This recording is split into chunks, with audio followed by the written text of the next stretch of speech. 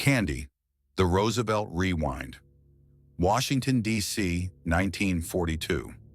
The telegram arrived on Eleanor Roosevelt's breakfast tray, nestled between the morning newspaper and a silver pot of weak coffee. It was crisp, unsigned, and brief. You survive, but it costs everything. There was no sender, no origin city, no explanation.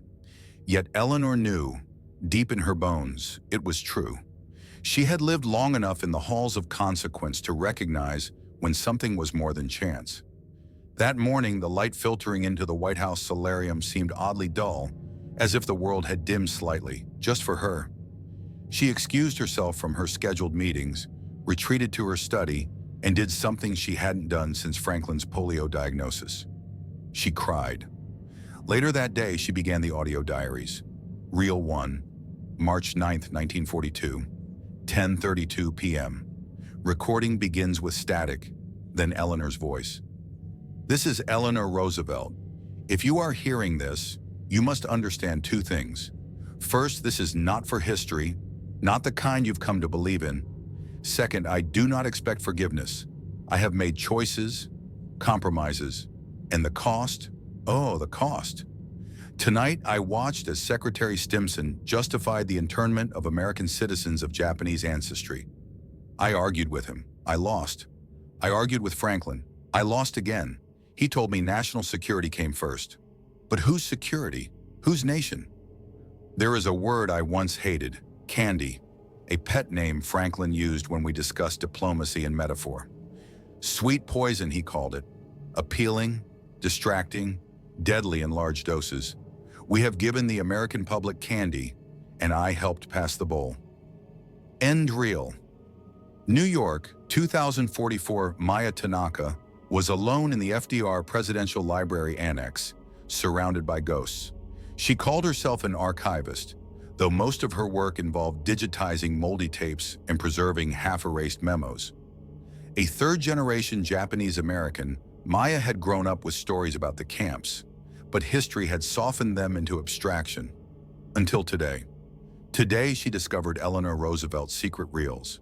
They weren't cataloged, weren't on any preservation log. Maya found them misfiled in a mislabeled box buried under floorboards in the old guest wing. A rusted case with only one word scratched into the lid. Candy. Each reel had a cryptographic lock, a strange mixture of early magnetic encoding and layered biometric encryption. It took Maya 6 hours, a cracked quantum emulator, and a forgotten cipher from a Cold War-era AI project to crack the first one. When she did, Eleanor Roosevelt's voice spilled into the room, trembling with rage and regret. Reel 7, July 3, 1942, 1:13 a.m. Franklin is dying, though he won't admit it. He believes the New Deal will survive without him. But what if the deal was the man all along? What if the dream of America only lives while someone dreams it, fiercely? I tried something tonight. Something, not policy, not politics. It is difficult to explain. I met a physicist named Gretel Weiss, a refugee from Munich. She believes time has a shape, more like smoke than thread. Gretel works with frequencies, rituals. She calls it ethical harmonics. We tried a resonance experiment in my study.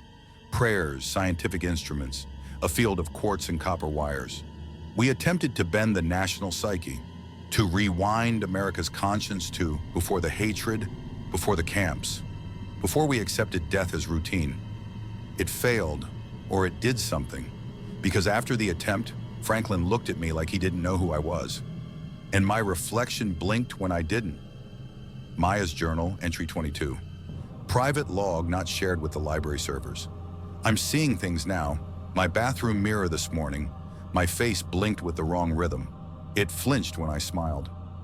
At the archive, I glimpsed a version of me wearing 1940s-style glasses and a stern bob haircut, staring back through a reel-to-reels glass. More than that, sometimes I remember different things. Not dreams, whole lives. A version where my grandfather never made it out of Tool Lake. One where I'm a White House speechwriter in the 1970s. Another where America collapsed after McCarthy was elected president.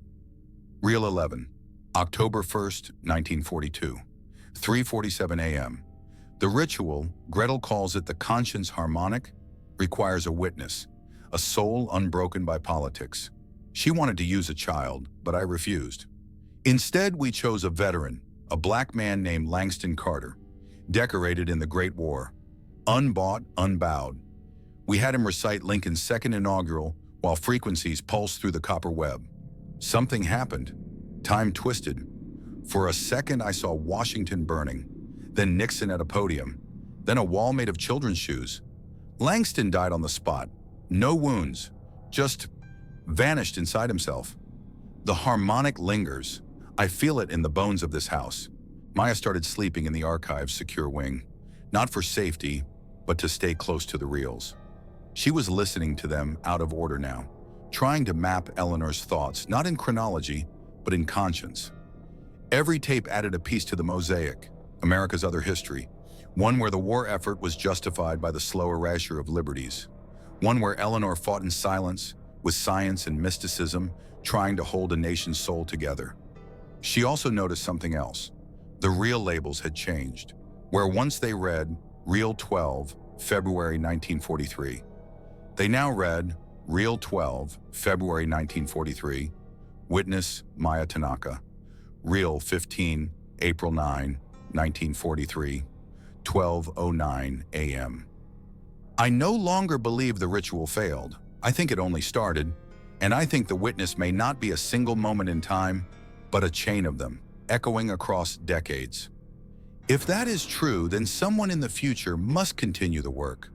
Someone must remember what we tried. Maya, if you exist, I'm sorry. I couldn't save them all. I tried. The war demanded sacrifices. But I saved something for you. Not hope, but a door. You'll find it behind the fireplace in the solarium. Use the tuning fork on Reel 17. Strike it once at midnight. Then listen. Maya found the fireplace, found the hidden chamber. Inside was a crystal grid, a series of handwritten equations in Eleanor's looping script, and a sealed wax letter addressed to the final witness. And there, embedded in a ring of copper, a mirror, but not hers. It flickered, images shifting behind the glass like oil on water. Different Americas, one where Kennedy lived, one where internment never happened, one where Manhattan burned, and one where a young woman, not unlike Maya, stood with fire in her hands, eyes full of resolve. When Maya looked into it, the woman mouthed a word, Candy. Washington, D.C., 1943. Reel 17, May 1st, 1943. Midnight, low humming in background. Eleanor sounds tired, voice slower, more deliberate. We have entered the mirror phase. Gretel warned me. The harmonic ritual wasn't meant to rewind time. It resonates with the nation's collective memory, the conscience of a people, if such a thing exists. It explains the anomalies. Franklin repeating conversations he hasn't heard, secretaries recalling policy papers we never wrote. One guard insisted he saw the Statue of Liberty missing its torch. I saw something worse. Children in chain-link cages, crying in a language I didn't understand. Their grief sounded American. The mirror is an echo of decisions not taken. It responds to regret. 2044, FD Annex. Maya stared into the mirror Eleanor had sealed away. The harmonic tuning fork, a simple piece of nickel and quartz, vibrated silently in her palm. She had followed Eleanor's instructions precisely. Midnight, one strike. Now her reflection stood still while she moved. Show me, Maya whispered. The mirror shuddered. Scenes bloomed like clouds in the glass. Eleanor alone, pressing a black button under the Oval Office desk, a hidden compartment opening. Gretel Weiss in a cell, hands glowing with static. Maya, another Maya, wearing a National Archives uniform with a silver armband embossed with the letter E. Each version showed a different consequence. In some, the war ended earlier. In others, Roosevelt died in 1942. One showed a ruined D.C. where a statue of Eleanor stood atop a field of rubble. Maya staggered back. The mirror whispered, "You survive, but it costs everything." Reel 19, August 23rd, 1943, 4:47 a.m. Gretel's gone, taken by the OSS. They think she's a security risk. I begged Franklin. He said national security outweighed mysticism, but he's afraid I can see it. Not of the enemy, of me, of what I've seen. He caught me last night standing before the solarium mirror for hours. I told him I was studying the effects. He said I was unraveling. I am, but not in the way he thinks. Maya found Gretel's name in an old index of wartime detainees, transferred to a black site in Arizona. No further records. But she did find something else, an audio file mislabeled as Press Draft 1943 Farm Subsidy. It was a recording from deep underground. You could hear the hum of machinery, then Gretel's voice, thick with a German accent but calm. If you are listening, witness, then the mirror reached you. Good. Do not trust chronology. Do not believe in destiny. What was done can be undone, but only at the cost of yourself. You must find the inflection point. Every nation has one. Ours came not with the bombs, but with the paperwork. Look for the executive order. Rewind not time, but motive. That is where history bends. Mirror entry, day 5. Maya's personal log. The mirror keeps changing. Each night, a different Maya meets my gaze. Tonight, she wore a military uniform. Her eyes were cold. She mouthed something I couldn't understand. Then she pointed downward, toward the archive's basement. When I woke, I found dust on my shoes and an old document in my hand. EO 9066, signed by FDR. But the signature on this one, it wasn't Roosevelt. It was mine. Reel 22, December 9th, 1943, 3:01 a.m. I dreamed of a future where the internment never happened. We housed Japanese-American families in volunteer towns instead. We guarded rights, not bodies, and we won the war, morally. But it wasn't real. I know that now. The Harmonic shows us possibility, not inevitability. But what if someone further ahead, someone unburdened by war, by bureaucracy, what if she could make the choice? Not to change the past, but to overwrite the narrative. Maya, if that is your name, find the inflection point. You must write the conscience of America anew. 2044, FDR Annex, Sub-Basement 3. Maya descended into the forgotten sublevels of the archive, guided by Eleanor's cryptic blueprints. She found a door made of copper, sealed with a biometric lock older than modern encryption. It responded to her thumbprint. Inside, a machine, equal parts radio, phonograph, and altar. Copper cables ran along the floor, ending in a central ring. A console read, Ethical Harmonic Conductor, Initiate Rewind Sequence. Below, a blinking prompt, Insert Witness Identity. Maya hesitated, then she removed her archive badge, slipped it into the slot. The room pulsed. Her memories fractured. She saw herself arguing in the Roosevelt room. She saw herself holding Gretel's hand as bombs fell outside Berlin. She saw herself signing Executive Order 9066. She saw herself tearing it in half. Reel 26, March 1st, 1944. 12:01 a.m., audio distorted. Sounds like both Eleanor and Maya speaking at once. The witness is no longer one. We are networked across moments. This is not time travel. This is memory correction. We are adjusting the moral signal of America, rebalancing the frequency. It comes at a cost. Some memories will die, some realities will dissolve. But the lie ends here. The next day, Maya found every mirror in the archive shattered, except the solarium one. In its reflection, she no longer saw herself. Instead, she saw scenes from Eleanor's life looping endlessly, but subtly changed. In one, Eleanor is reading poetry to a Japanese-American family on the White House lawn. In another, Franklin addresses Congress to abolish racial quotas in the draft. In another still, Maya stands beside Eleanor as co-signers of a new charter, the Conscience Accord, Maya's final journal entry. I think I've become unstuck, not from time, but from certainty. I no longer remember if my grandfather survived the camp, or if there ever were camps at all. I remember writing Executive Order 9066. I remember burning it. I remember the word candy meaning a metaphor for lies. Now it means something else. A signal. A sweetness you cannot fake. a truth that lingers. If you are reading this, know that history isn't fixed. It's a song, and someone, somewhen, has to sing the next verse. Candy, the Roosevelt Rewind. Part 3, The Witness Accord.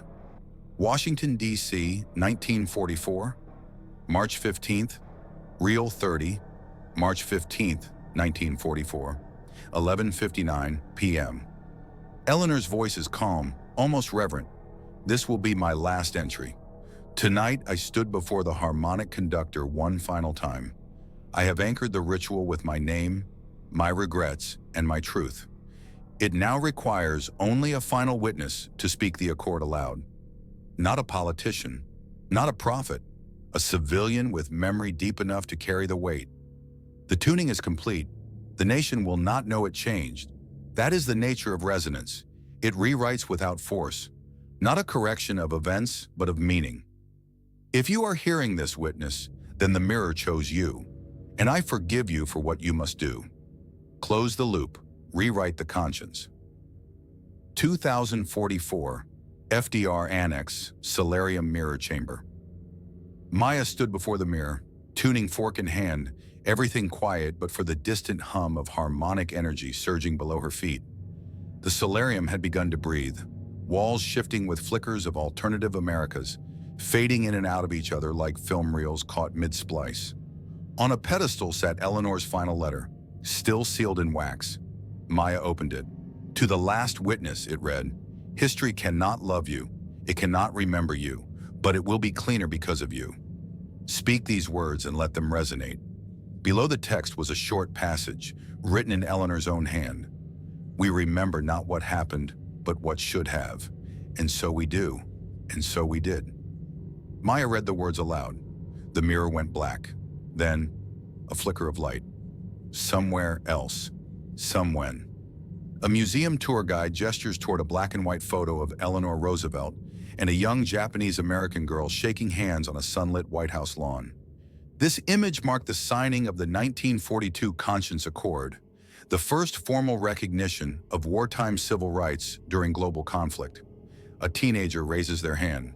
"Why did they call the project Candy?" The guide smiles. "A metaphor. Roosevelt used to say that sweet lies rot a nation's teeth. The accord was meant to be the antidote, a bitter truth, swallowed anyway." Present day, Maya, or someone who once was Maya. She now worked in a small community library in what used to be the annex. No grand archives, no harmonic machine. But sometimes when the lights flickered just right, she caught glimpses of Eleanor's face in the window glass, always nodding, never speaking. Her own reflection had settled. No more alternate selves. Just her, a little older now, a little quieter, still remembering. She kept a small copper tuning fork on the shelf behind her desk. Visitors thought it was a paperweight. Once a child asked her what it was for. She answered, "It reminds me that history isn't finished." Final reel, unknown date, unmarked location, no voice, just the gentle strike of a tuning fork. Then faintly, Eleanor's voice, almost inaudible, as if stretched across time. "You survived, and it didn't cost everything. Not this time."